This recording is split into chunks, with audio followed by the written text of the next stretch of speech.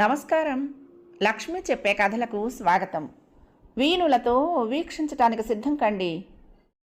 ప్రియ సఖులు, ఇప్పుడు మనం ప్రముఖ రచయిత్రి శ్రీమతి గోగినేని మణిగారు రచించిన ఆనందపురం ధారావాహిక నుండి ఆరో భాగం వినేద్దామండి. ఉదయమే ఇంట్లో ఏదో కలకలంలా వినిపించి అవని వంటగదిలోకి వచ్చింది. వరాలు కంట్లోని నీటిని గమనించిన అవని హడావుడి పడుతూ వరాలు భుజాన్ని పట్టుకొని ఊపుతూ ఏమైంది అని అడిగింది. బదులు చెప్పకుండా వారాలు మౌనంగా ఉండేసరికి అవనికి ఆదుర్ద ఇంకా పెరిగిపోయింది.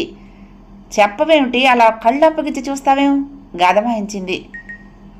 సుభాష్ బాబు అంటూ నీళ్లు నములుతూ ఉంటే అవనిలో ఆందోళన పెరిగి చెప్పు ఏమైంది అతనికి అంటూ నిలదీసింది.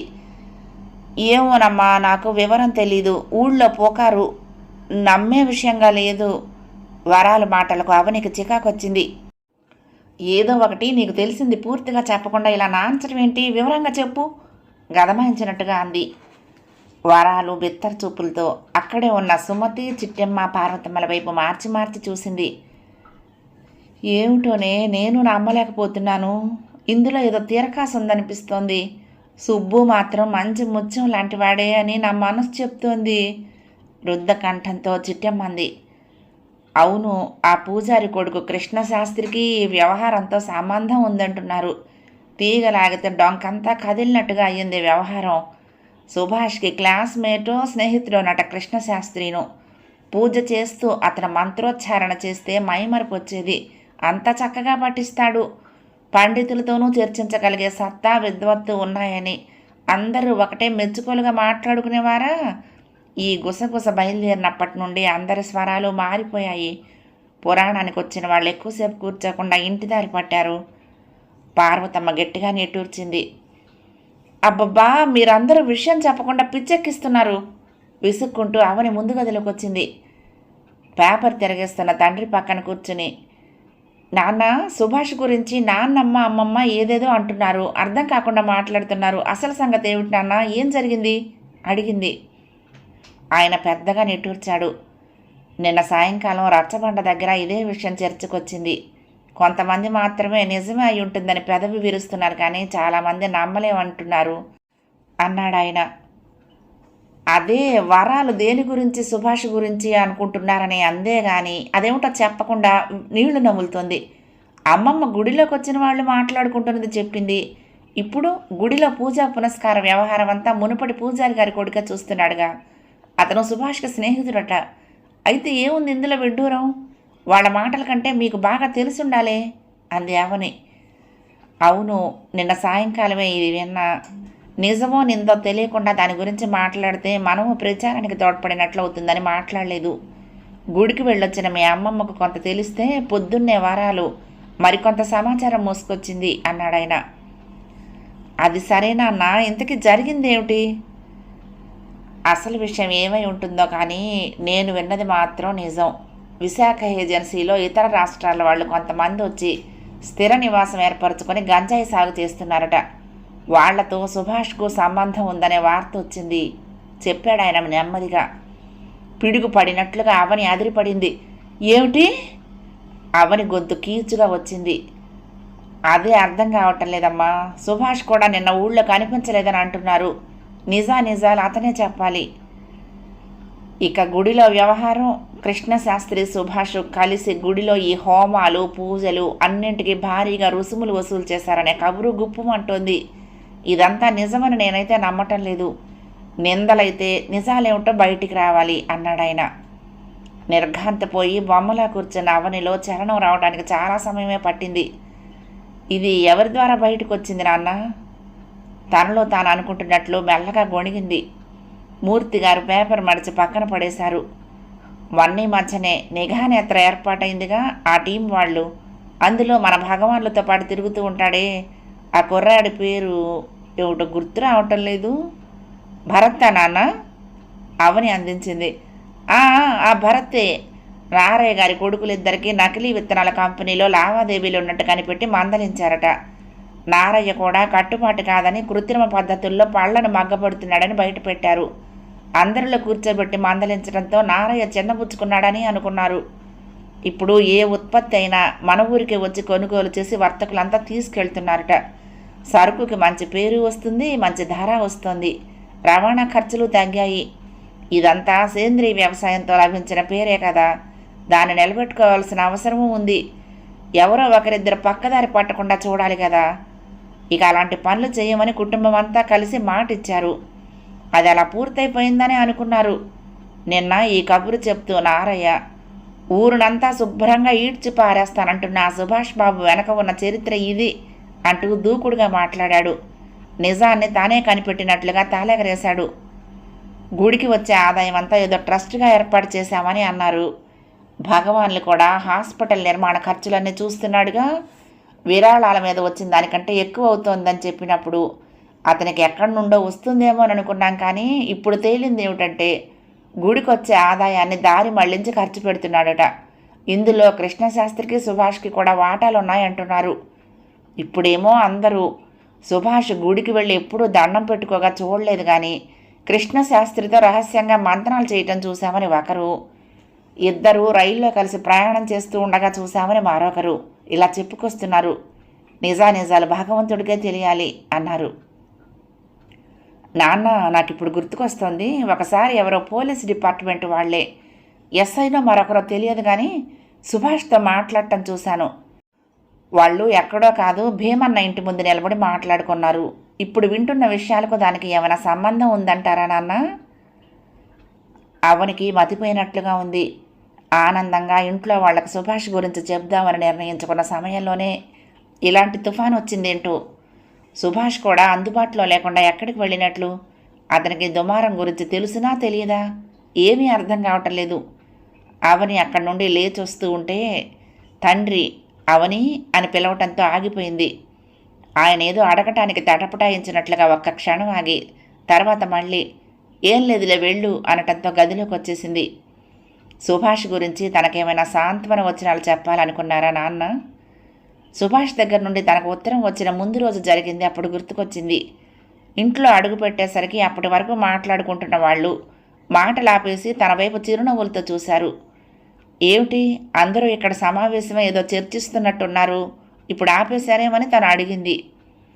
రోజు ఈ వేళకి ఇక్కడ కూర్చుని టీవీ చూస్తూ ఉంటాంగా, కొత్తగా అలా అడుగుతున్నావేం అంది నాన్నమ్మ. ఆన్ చేసి లేని టీవీ వైపు వేలు చూపించి, మీరు టీవీ చూస్తున్నారా అని అడిగింది. ఇప్పుడే ఆపేశాము, మంచి విషయం మాట్లాడుకునేటప్పుడు ఈ గోల ఎందుకు అనిపించింది. అందరూ సుభాష్కి ఓటేశారు, మరి నీ సంగతి కనుక్కోవాలని అనుకుంటున్నాము. తన వైపు మురిపంగా చూసి నవ్వింది నాన్నమ్మ. ఓటా దేనికి? తాను అడిగిన ప్రశ్నకు నాన్నమ్మ తనను అనుకరిస్తూ అబ్బో అంటూ నవ్వింది. నీ గదిలోకి వెళ్ళి కూర్చుని తీరుబడిగా ఆలోచించు, అర్థమవుతుంది అంది. తనకి అర్థమైంది, కానీ తెలియనట్లుగా మొహం తిప్పుకొని గదిలోకి వచ్చేసింది. తను అనుకున్నట్లుగానే సుభాష్తో తన పెళ్లి అభిప్రాయం ఇంట్లో వాళ్ళకి వచ్చింది కాబోలు. అంతా సవ్యంగా సజావుగానే జరిగిపోతుందనే నమ్మకం కలిగింది. అతని ఇంట్లో వాళ్ళు ఏమంటారు, అభ్యంతరాలేం లేవనత్తరు కదా. మాటల సందర్భంలోనైనా అతని ఊరు వివరాలు బయట పెట్టనే లేదు. ఆ విషయం నాన్నమ్మే చూసుకుంటానని అంది కదా అనుకుంటూ స్థిమితపడింది తను. సుభాష్ గురించి ఇలాంటి వదంతి వచ్చింది కాబట్టి ఇక ఆ విషయంలో వెనక్కి వెళ్దామని నాన్న వాళ్ళు అనుకుంటున్నారా? అదే అయి ఉంటుంది. తమ మధ్య నిర్ణయం జరిగిందని వాళ్ళకి తెలియదు కదా. ఇప్పుడు ఏమవుతుంది? అవని సుభాష్కి ఫోన్ చేసి ఎక్కడున్నారు అని అడిగింది. మామూలుగానే మాట్లాడారని అనుకుంది, కానీ అనుకోకుండానే స్వరం కటువుగా మారింది. ఏదో తొందరగా దూకుడుగా ఉన్నట్లున్నారే అన్నాడు సుభాష్. అవును, అదే నిజం. పొగలో చిక్కుకొని ఊపిరందనట్లుగా ఉక్కిరి బిక్కిరి అవుతున్నాను అంది అవని. నిజమా? ఏమిటి విషయం? పొగా సెగ అంటూ కాకుండా వివరంగా చెప్పండి అన్నాడు. అదేమిటి నన్నే అడుగుతున్నారు? మిమ్మల్ని అడిగి నేను వివరం తెలుసుకోవాలనుకుంటే ఇలాంటి ప్రశ్న ఏంటి? ఓ, ఊళ్ళో నా గురించి రేగిన పొగారు పొగైనా మిమ్మల్ని ఊపిరాడకుండా చేస్తోంది అన్నాడు. అవును, ఇప్పటికైనా అర్థమైందిగా. ఇక ఇప్పుడు చెప్పండి. పుకారు అన్నారు కాబట్టి నా ఆందోళన తగ్గింది. ఒకటి కాదు, ఒకేసారి 2 నిందారోపణలు వచ్చాయి. నిజం కాదని నాకు తెలుసు, కానీ మీరు ఆ మాట చెప్పండి అంది.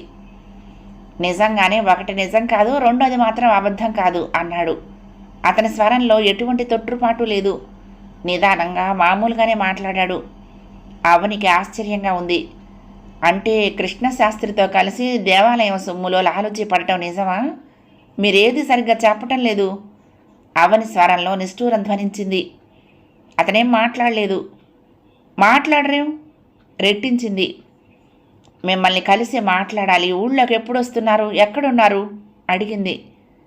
పని మీద వైజాగ్ వచ్చాను. రేపటి వరకు ఇక్కడే ఉంటాను. చెప్పండి, ఎక్కడ కలుద్దాం? మీ ఇంట్లో వద్దు అన్నాడు.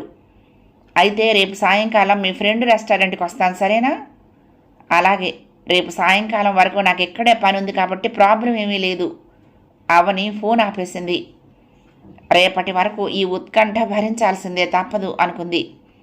సాయంకాలం కాలేజీ నుండి ఇంటికి వచ్చిన చందు దిగులుగా కూర్చోవటం చూసి అందరూ ఏం జరిగిందని అడిగితే ఏం లేదు అంటూ తప్పించుకున్నాడు. ఫ్రెండ్స్తో ఏదో తగాదా వచ్చి ఉంటుందనే ఉద్దేశంతో ఎవరూ తరచి అడగలేదు.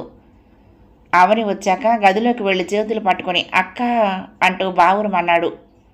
అవని కంగారు పడి భుజం చుట్టూ చేతులు వేసి దగ్గరకు తీసుకుంది. ఏమైంది చందు? లాలనగా అడిగింది. కొంచెం స్థిమితపడి దుఃఖం తగ్గించుకుని మెల్లగా విషయం వివరించాడు. అక్క, ఒకసారి నేను కాలేజీ నుండి వస్తున్నప్పుడు ఎవరో వచ్చి సుభాష్ గారు నీకు తెలుసు కదా అని అడిగితే తల ఊపాను. లంచ్ బాక్స్ ఖాళీ అయి ఉంటుందిగా అని అడిగి తీసుకుని అందులో ఒక ప్లాస్టిక్ కవర్ పెట్టి మీ ఇంటికి దగ్గరే కాబట్టి ఊరికి వెళ్ళిన వెంటనే సుభాష్కి ఇచ్చేయి అని చెప్పారు. దానికి అంత ఆలోచించాల్సిందేమీ లేదనిపించింది. సుభాష్ గారి గురించి మనకు బాగా తెలుసుగా, అందుకని సంకోచమే కలగలేదు. ఆ రోజు వెళ్ళి ఆయనకిచ్చినప్పుడు ఏదో ఆలోచిస్తున్నట్లుగా తీసుకున్నారు కానీ దాని గురించి ఏమీ చెప్పలేదు, నేను అడగలేదు. ఇప్పుడు అంతా అంటున్నారుగా, గంజాయి సాగు, అక్రమ రవాణా చేసే వాళ్ళతో సుభాష్ గారికి ఏదో సంబంధం ఉందని. ఆ రోజు నేను చేరవేసింది గంజాయి అయి ఉంటుందని నాకు ఇప్పుడు అనిపిస్తోంది అక్క. నేను కేసులో ఇరుక్కుంటానా? భయం వేస్తోంది అక్క. అమ్మ వాళ్ళు అడిగితే ఏం చెప్పాలో తెలియటం లేదు. నాకు నిజంగా ఏమీ తెలియదు కాబట్టి పర్వాలేదని వదిలేస్తారా లేక అంటూ మళ్ళీ కన్నీళ్లు కార్చాడు. నిర్ఘాంతపోయిన అవని వెంటనే తేరుకుంది. చందు, మనమేం తప్పు చేయనప్పుడు భయపడాల్సిన అవసరం లేదు. నువ్వు మామూలుగా అయినా ఈ విషయం అప్పుడే చెప్పుంటే ఆయన నిలదీసి అడిగేవాళ్ళం. చిన్నపిల్లలకి ఇలాంటి పనులు చెప్పడం ఏమిటి అని. ఏమీ భయం లేదు. నీకేం జరిగినా మేమంతా పోరాడమా? ఆ దిగులేమీ మనసులో పెట్టుకోకుండా నిశ్చింతగా ఉండు. నీ చదువు సంగతి నువ్వు చూసుకో అంటూ ధైర్యం చెప్పింది. మళ్ళీ భుజం తట్టి, చందు, అసలు ఏమీ జరగలేదనుకో. ఇందులో తనకేమీ ప్రమేయం లేదని ఊళ్ళో వాళ్ళు అనుకుంటున్నది నిజం కాదని నాకు ఇందాకే చెప్పారాయన అని భరోసాగా అంది. చందు ధైర్యం తెచ్చుకున్నట్లుగా కనిపించేసరికి అప్పటికి అవని కూడా తేలిగ్గా ఊపిరి పీల్చుకుంది. కానీ రాత్రి చాలా సమయం వరకు ఈ ఆలోచనలే వెంటాడాయి. సుభాష్ అంటే నిజాయితీకి నిలువెత్తు రూపమని అనుకున్నానే. నిస్వార్థానికి రుజువుగా మిమ్మల్ని చూపించవచ్చునని నమ్మానే. ఏం మాట్లాడరేంటి? ఈ మౌనానికి అర్థం ఏంటి? మీరంటే గిట్టని వాళ్ళెవరో ఇలా చేశారని అంటారా? ఈ ఊళ్ళో అలాంటి వాళ్ళు ఒక్కరంటే ఒక్కరు కూడా లేరు. అందరికీ మీరంటే అభిమానమే, గౌరవమే. ఎందుకు ఏం సమాధానం చెప్పకుండా మౌనంగా ఉన్నారు? అలా మౌనంగా ఉంటే సరిపోతుంది అనుకోకండి. నిజానిజాలు తేలాల్సిందే. సుభాష్ని ఏ విధంగా నిలదీయాలోనని అవని మనసు అనేక ఆలోచనలు చేసింది. ఇలాగా అతను చెప్పేది వినకుండా నిందారోపణ చెయ్యకూడదు అని తనకు తనే సర్ది చెప్పుకుని నిద్రకు ఉపక్రమించింది. అవని ఏదో అడగాలన్నారు, మాట్లాడరేం? ఉత్తరంలో ఏకవచన ప్రయోగం చేసినవాడు మళ్ళీ బహువచనం ఉపయోగిస్తున్నాడు అంటే దూరంగా జరగాలనే అభిప్రాయానికి వచ్చాడా లేక యథాలాపంగా జరిగిందేనా? ఏంటి అవని మాట్లాడకుండా అలా చురచురా చూస్తే ఎలా? మౌనైన కలహం నాస్తి అంటారు కానీ అది కొన్ని విషయాల్లో మాత్రమే కరెక్టు. మన మధ్య పోట్లాట వచ్చినా పర్వాలేదు కానీ ఏదో ఒకటి మాట్లాడండి. మాటల వారధి ఉంటేనే మనసు తెలుసుకోగలుగుతాం, అవునా అన్నాడు. అయితే మీ మనసులోని ఆ మాయామర్మం గుట్టేమిటో విప్పండి, వింటాను అంది. సుభాష్ పెదవులపైకి చిన్న చిరునవ్వు వచ్చింది. అవని ఆశ్చర్యంగా చూసింది అతని వైపు. ఎలా ఎలా అంత నిశ్చింతగా నవ్వగలుగుతున్నాడు? నిజంగా నిందైనా భరించాల్సి రావటం భారమేగా. ఆశ్చర్యాన్ని అదిమిపెట్టి కొంచెం ఆవేశంగా అదే అడిగింది. అవని, మీకు గుర్తుందో లేదో కానీ మీరొకసారి ఎవరితోనో ఫోన్లో కొంచెం దేనికో కానీ గట్టిగా మాట్లాడటం విని తర్వాత నేను మిమ్మల్ని అదేంటి అంత ధాటీగా సమాధానం చెప్తున్నారు అని అడిగాను. అప్పుడు మీరేం చెప్పారు? నిజాయితీగా పనిచేసే వాళ్ళకి భయమేమీ ఉండదు, ధైర్యంగానే సమాధానం చెప్పగలము అన్నారు. ఇప్పుడు నాది అదే జవాబు అవని. నా వల్ల నాకు తెలియకుండా ఏదైనా తప్పు జరిగిందేమో కానీ తెలిసి నేను ఎటువంటి నేరము చేయలేదు అన్నాడు. అదే వివరంగా చెప్పకూడదు? సరే, ఉత్తరం రాస్తాను వివరంగా. ఏమిటి ఉత్తరమా? ఎందుకంత ఆశ్చర్యం అవని? ప్రేమలేఖ కాదులేండి, ఎప్పటి నుండో నా వివరాలు చెప్పాలనుకుంటున్నా. ఇప్పుడు సందర్భం కుదిరింది కూడా అంటూ నవ్వాడు. మీరిప్పుడేగా ఏం జరిగిందో తెలియచేయమని మెమో ఇచ్చారు. రేపటికి నా సంజాయిషి ఉత్తరం ద్వారా మీకు అందుతుంది అన్నాడు. అవని కూడా ఆ మాటలకు సంతృప్తి పడినట్లుగా చిరునవ్వు చిందించింది. ఒక్క క్షణం అతని వైపు ఇష్టంగా కూడా చూసి లేచి నిలబడింది. చూపులు తీక్షణంగా ఉంటాయే కానీ పెదవుల మీద చిరునవ్వు ఎప్పుడూ తారట్లాడుతున్నట్లే ఉంటుంది. అంతటి ఆందోళన సమయంలోనూ అతని మొహం మీద చిరునవ్వు చిక్కుచెదరనీయలేదు. నిజంగా గొప్పవాడే లోపలే అనుకుంటూ నవ్వుకుంది అవని. అవనిని అక్కడ చూసిన ఓ పెద్దాయన పెద్ద పెద్ద అంగలతో వచ్చి అవనిని సుభాష్ని మార్చి అనుమానంగా చూశాడు. ఇదేమిటమ్మా నువ్వు ఇక్కడ ఇతంతో అని మాటలు మింగేశాడు. అవని ఆయన వైపు చురుగ్గా చూసి, బాబాయ్ సుభాష్ గారితో నాకు నిశ్చయం అలా పొడిపడిగా చెప్పి అదే మాట్లాడుకోవటానికి ఇక్కడికి వచ్చాం కొంచెం తలవాల్చుకొని చెప్పింది. ఆయన అంటూ కళ్ళు తేలేసినట్లుగా అవని వైపు చూశాడు.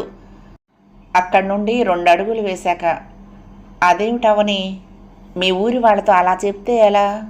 రేపటికి మిమ్మల్ని ఈ గొడవలోకి లాగి మాట్లాడుకుంటారు అన్నాడు సుభాష్.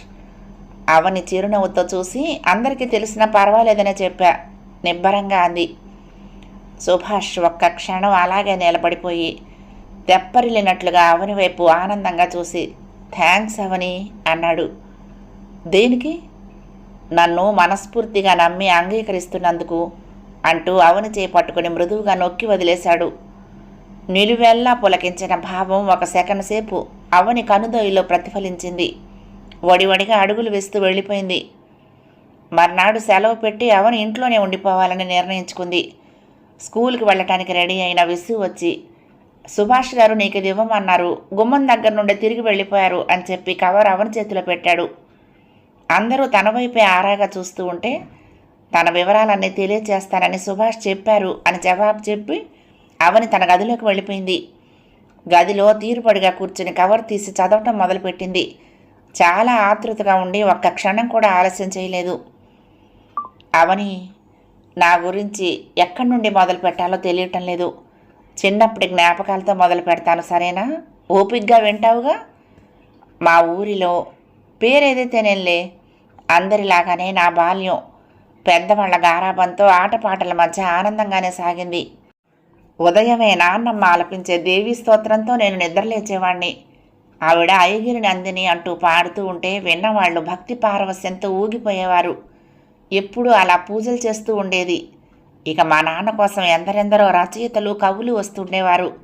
సాహిత్య చర్చలతో మా నాన్నకు సమయమే తెలిసేది కాదు. ఏదో సందర్భంలో నాన్నగారు వాళ్ళు మాటల మధ్య గురజాడ గురించి చెప్పుకునే సమయంలో ఎల్లలోకములొక్క ఇల్లై వర్ణభేదములెల్ల కల్లై అనే వాక్యం విన్నాను. ఆ మాట పదే పదే నా మనసులో మననం చేసుకునేవాణ్ణి. ఆ మాట నన్ను అంతగా ఆకట్టుకుంది. అవని, మీ ఇంటికి వచ్చినప్పుడు మీ ఇంట్లోనూ అలాంటి వాతావరణమేనని తెలిసి నాకు నా బాల్యం గుర్తుకొచ్చి ఆనంద పరవశుణ్ణి చేసింది. అవును, ఒకవైపు మీ అమ్మమ్మ గారి ఆధ్యాత్మికత, మరోవైపు మీ నాన్నమ్మ గారి సాహిత్యాభిలాష. మీ ఇల్లు నేను కోల్పోయిన అనుభూతుల్ని తిరిగి అందించే అందాల హరివిల్లే అనే భావన కలిగింది కూడా. మీ అందరిలోనూ నేను ఒకరిని కావాలని గాఢంగా కోరుకున్న కోరిక వెనుక ఉన్న కారణాల్లో ఇదొకటి. చిన్నప్పుడు మా ఇంటి పక్కన ఒక ముస్లిం కుటుంబం ఉండేది. వాళ్లతో మాకు మంచి స్నేహము ఉండేది. వీధి చివరి ఇంట్లో నాన్న స్నేహితుడు ఇంకొకరు ఉండేవారు. వాళ్ళు క్రైస్తవులు, మేము హిందువులం. మా ఇంట్లో నిత్యము పూజా పునస్కారాలే. అలా నాకు చిన్నతనంలోనే 3 మతాల వారితో అనుబంధం ఉండటంతో ఆయా మత గ్రంథాలు, కథలు, సూక్తులు తెలుసుకోగలిగాను అనుకుంటా. ఆ విషయాల్లో నేను విజ్ఞానవంతుణ్ణి కాదు కానీ కొంచెం అవగాహన ఏర్పడింది అనుకుంటాను. అన్ని మతాల సారం ఒక్కటేనని ఎంతమంది ఎంత మొత్తుకుని చెప్పినా ఈ జనం ఎందుకు వినరు? మానవహితం కోసం మతం, అది తెలుసుకుని ఏ దారైతేనే గమ్యం ఒకటే అన్నారు కానీ ఎందుకు ఆలోచించరు? తమ మతమే వ్యాప్తి చెందాలనే కోరిక ఎందుకు? ఇలాంటి ప్రశ్నలన్నీ నన్ను చిన్నతనంలోనే వేధించేవి.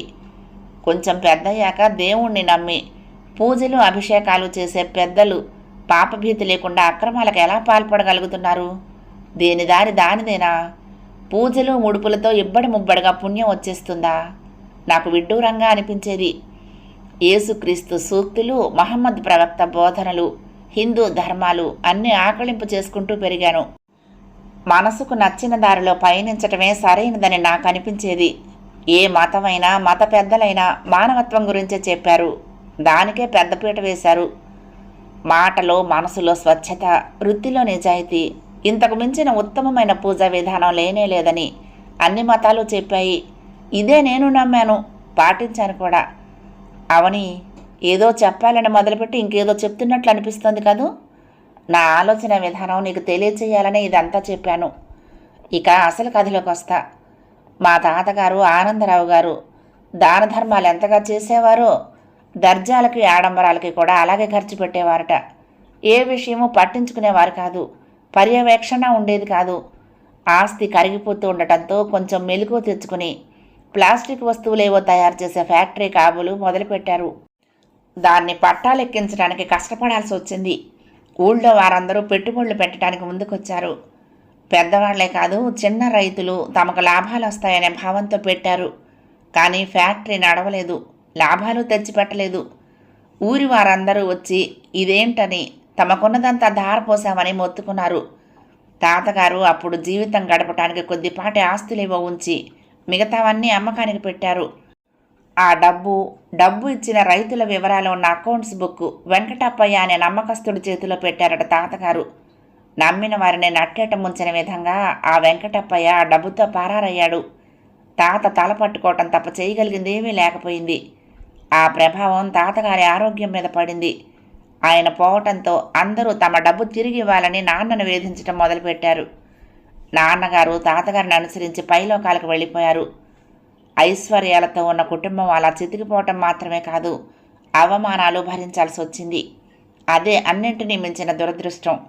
అమ్మ కూడా ఎప్పుడూ ఏదో దిగులుగా ఆలోచిస్తూనే ఉండేది. ఎందుకనో అమ్మ కూడా నన్ను విడిచి వెళ్లాల్సి వస్తుందనే నిజాన్ని ముందుగానే ఊహించింది కాబోలు. నన్ను పిలిచి తన కోరిక చెప్తూ నా చేతిలో ఓ కవరు పెట్టింది. మా తాత ముత్తాతలది ఈ ఊరే. మధ్యలో అమ్మమ్మ గారి ఊరికి మకాం మార్చాం. మా తాతగారి వయసు వాళ్లకు ఆయన పేరు తెలిసి ఉండొచ్చు. అమ్మ కోరిక మేరకు నేను ఈ ఊరు వచ్చాను. ఆమెకిచ్చిన మాట ప్రకారమే ఊరు అభివృద్ధి కోసం శ్రమించాను. ఇది మాత్రమే నిజం. అవని, నీకు చెప్పానుగా, ప్రతి ఊరిలో దేవాలయంతో పాటు ముఖ్యమైన మరొక 3 ఆలయాలు ఉండాలనేది నా అభిప్రాయం అని. అంతేకాదు, ఊరి వారందరూ కూడా తమ ఊరిని బాగు చేసుకునే పనిలో పాలు పంచుకోవటము తప్పనిసరి అని భావించాలి.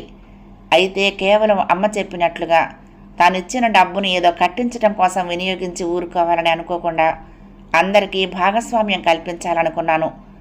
అవునవని, ఆ 3 ఆలయాల నిర్మాణం కోసం దేవాలయం చూపించే దారిని ఎన్నుకున్నాను. మనుషులందరికీ స్వార్థం ఉండటం సహజమే. ఎవరో కొందరు మాత్రమే నలుగురి కోసం తమకున్న దానిలో భాగం ఇచ్చి దాతృత్వం చూపించగలుగుతారు. చాలామంది మాత్రం తమ లాభాలు క్షేమాల కోసం పూజలు ముడుపుల ద్వారా భగవంతుడిని ఆశ్రయిస్తారు. అది వారు ఎన్నుకున్న మార్గం. ఎవరికి ఎవరి నమ్మకాలను కించపరిచే హక్కు లేదు. అయితే నా నమ్మకం ఆలోచన ప్రకారం అందరూ ఒక యజ్ఞంలో తలపెట్టిన అభివృద్ధికి సహకరించడానికి వీలుగా ఒక పథకం ఆలోచించాను. దాని ఫలితమే గుడిలో కొత్త పూజారి ప్రారంభించిన యజ్ఞాలు యాగాలు అన్నీ. ఏ గుడి ఆదాయాన్నైనా ప్రజల కోసమే వినియోగించడంలో తప్పేమీ లేదు. బడికో హాస్పిటల్కో అని కాకుండా గుడిలో చెల్లించే ముడుపుల ద్వారా భక్తులు వాటికి వేరుగా కాకుండా భగవంతుడు పుణ్యం అనే భావంతో చెల్లిస్తున్నారు. అంతే. నేను త్రికరణ శుద్ధిగా నమ్మిన ఈ దారిలోనే నడిచాను. ఇది అమలు చేయటానికి నా స్నేహితుడు కృష్ణశాస్త్రి సహకరించాడు నాకు. సరిగ్గా ఆ సమయానికి అతని తండ్రి ఆరోగ్యం బాగుండక విశ్రాంతి తీసుకోవలసి వచ్చింది. వాడికి నేను చెయ్యాలనుకున్నదంతా చెప్పాను. కృష్ణశాస్త్రిది కూడా నా దారే. గమ్యం ఒకటిగా ఏ దారిలో చేరుకుంటేనే ఇందులో అక్రమం ఏమీ లేదని అంగీకరించాడు. వాడు ఇంజనీరింగ్ చదివినా తండ్రి దగ్గర వేదాలు పురాణాలు అన్నీ క్షుణ్ణంగా అభ్యసించాడు. తన అనారోగ్య రీత్యా గుడిలో పూజారిగా ఎవరిని నియమించాలా అని ఆయన అన్వేషిస్తూ ఉంటే ఉద్యోగానికి 2-3 ఏళ్లు సెలవు పెట్టి ఆ బాధ్యత తనే స్వీకరిస్తానని తండ్రిని ఒప్పించగలిగాడు. ఏ పూజ, అభిషేకం, హోమం ఏది తలపెట్టినా అన్నీ శాస్త్ర ప్రకారమే నిర్వర్తించాడు. అవును అవని, పూజల పేరిట వచ్చిన ఆదాయం విరాళాల ద్వారా సేకరించిన ఆదాయం కంటే చాలా ఎక్కువ. ఇది నాకు ఆశ్చర్యం కలిగించిన విషయమే. నేను గుడికి వెళ్ళకపోయినా కృష్ణశాస్త్రి గుడి ఆదాయాన్ని మాత్రం నాకు అప్పగించేవాడు. అవన్నీ ఎలా చేశావన్నది అప్రస్తుతం. ఆ వివరాలు తర్వాత చెప్పుకుందాం. ఇది ఒక నిందారోపణ గురించి నా సంజాయిషి. గుడి ఆదాయం పూర్తిగా ఈ ఊరు కోసం మాత్రమే వినియోగించబడింది. అందులో ఏమాత్రం అసత్యం లేదు. ఏ ఊరైనా ప్రభుత్వం ఇచ్చే గ్రాంట్ల కోసం ఎదురు చూస్తూ కూర్చోకుండా తమంతట తాముగా సాధించుకోగలిగే దిశగా అడుగులు వేయాలి. దానికి ఇది ఒక మార్గమే. చాలామందికి నచ్చేది ఇదే కూడా. భగవంతుడు ఏ పని మనకు నేరుగా చేసి పెట్టడు, ఎన్నో రకాలుగా కరుణిస్తాడని అనుకుంటాంగా. ఇది అలాగే అనుకున్నాం మేమిద్దరం. ఇక రెండోది, భీమన్నను నేను కలవాలని అనుకున్నాను. వేరే పని మీద ఈ ఊరు వచ్చానన్నది నిజమేననుకో. కలిసి పని చేశాను. అప్పుడే నాకు ఏమేం చేయాలి అనే ఆలోచనలు వచ్చాయి. అవన్నీ ఆచరణలో పెట్టే పనిలో తాళమునకలుగా ఉన్నాను. ఆ సమయంలో నన్ను కలిసిన ఓ స్నేహితుడి మాటను పూర్తిగా ఆలోచించకుండానే సహకరిస్తానని మాటిచ్చాను. అతను పోలీసు డిపార్ట్మెంట్లోని వ్యక్తి. గంజాయి సాగు చేస్తున్న ముఠాకి సహకరిస్తున్నాడనే అభియోగాన్ని అతను ఎదుర్కొంటున్నాడు. దాని నుండి బయటపడాలంటే వాళ్ళని పట్టుకోగలగటమే మార్గం. అతనికిచ్చిన మాట ప్రకారం వాళ్లకు నమ్మకం కలిగించడానికి గంజాయి సాగుతో సంబంధం ఉందన్నట్లుగా అపోహ కలిగించగలిగాను. అలా వాళ్ళు ఏ విధంగా రవాణా చేస్తున్నారో కనిపెట్టగలిగాం. నాకు తెలిసిన కుటుంబంలోని కాలేజీ కుర్రాడిని చందు ద్వారా నాకు పంపించడం చేశారన్నమాట. స్టూడెంట్స్ అయితే వాళ్ళ టిఫిన్ బాక్సుల్ని ఎవరూ తనిఖీ చేయరనే ఉద్దేశంతో ఆ విధానాన్ని పాటించారు. ఏజెన్సీల నుండి వచ్చే పిల్లలకు కొద్దిపాటి ఆశ చూపించి ఆ విధానం ద్వారా రవాణా చేయగలుగుతున్నారు. ఆ విధంగా ఆ ముఠాను పట్టివ్వగలిగాను. ఇది అసలు విషయం. నేను తనకు సహకరించినందుకు నా మిత్రుడు నన్ను ప్రశంసలతో ముంచెత్తాడు. సన్మానం చేస్తానన్నాడు. ఇదంతా నాకు అవసరం లేదు, కానీ నాకు గంజాయి సాగు, అక్రమ రవాణా వ్యవహారాలతో సంబంధం లేదని ఉన్నట్లుగా భ్రమింపచేసి పరోక్షంగా దోషుల్ని పట్టుకోవటానికి సహకరించానని పేపర్లలో వార్త వస్తే అదే చాలని చెప్పాను. మనకొక సామెత ఉంది తెలుసా? నిజం చీర సింగారించేలోపు అబద్ధం ఊరంతా చుట్టేయగలదని. నిజంగా నిజమే. నిజం నిదానంగానే బయటకు వస్తుంది. నిజం తెలుసుకోవాలనే ఆసక్తి కంటే సంచలన వార్తలుగా అనిపించే పుకార్లకే మనం మొగ్గు చూపిస్తాం. అవునా? అవని, వివరంగా చెప్పానుగా, సందేహాలేం లేవుగా. ఇంకొకటి, మా అమ్మ నాకిచ్చిన కవరును పంపిస్తున్నా, చదువు. అప్పుడు నీకు పూర్తిగా విషయం అర్థమవుతుంది.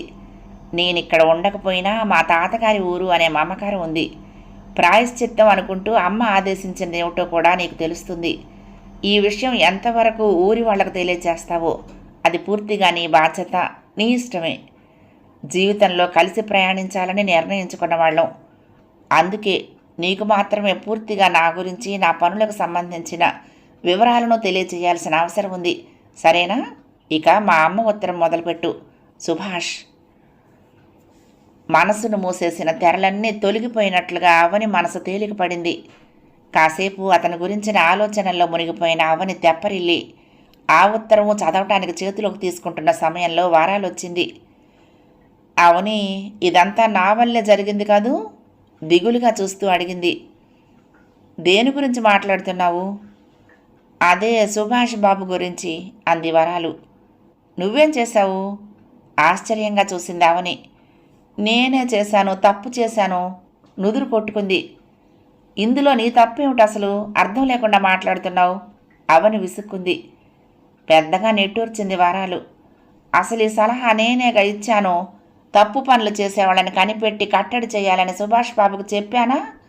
ఆయనేమో వెంటనే అందరితో మాట్లాడి నిఘా నేత్రాన్ని ఏర్పాటు చేశారా? ఆ నేత్ర వాళ్ళకు నారయ్య గురించి ఉప్పందించింది ఎవరనుకుంటున్నావు అవని? నేనే అంది. అయితే ఏమిటన్నట్లుగా చూసింది అవని. మరి అవని మొహంలో విసుగును గమనించిన వరాలు ఇక నాంచకుండా గడగడా చెప్పేసింది. ఇప్పుడు మొన్న మధ్యన అన్నమాట, అమ్మగారు, అయ్యగారు అందరూ కలిసి నీ పెళ్లి సుభాష్ బాబుతో జరిపిస్తే బాగుంటుంది కదా అనుకుని ముందు ఒక మాట నిన్ను అడిగి తర్వాత సుభాష్ గారిని అడగాలని అనుకున్నారా? ఇంతలో నేనే కదా ఈ కబురు మోసుకొచ్చాను. నిజం అనేందో తెలియకపోయినా నేనే తెచ్చాను. ఆ నారయ్య వాళ్లే నలుగురిలో తమను చివాట్లు పెట్టి అవమానించారనే కక్ష మనసులో పెట్టుకుని ఇదంతా చేశారు. వాళ్ళ పాపం ఊరికే పోదు, ఇంతకింత అనుభవిస్తారు. శాపాలు పెట్టింది వరాలు. అవనికి నవ్వొచ్చింది. అవును కానీ వరాలు, ఇందులో నారయ్య వాళ్ళు చేసిన ద్రోహం ఏముంది చెప్పు? నిఘా నేత్ర ద్వారా తమ తప్పిదాన్ని బయటపెట్టారు. అలాంటిది ఏర్పాటు చేసిన వాళ్లే తప్పు చేస్తే నలుగురికి చెప్పాలనుకోరా? 6వ భాగం సమాప్తం. ప్రియ సఖులు, ఈ కథ మీకు నచ్చితే తప్పకుండా లైక్ చేయండి, షేర్ చేయండి, కామెంట్ చేయండి, సబ్స్క్రైబ్ చేసుకుని నన్ను ఎంకరేజ్ చేయండి. ఉంటానండి. ప్రేమతో లక్ష్మి, కృష్ణాతీరం దుర్గమ్మ సన్నిధానం. నమస్తే.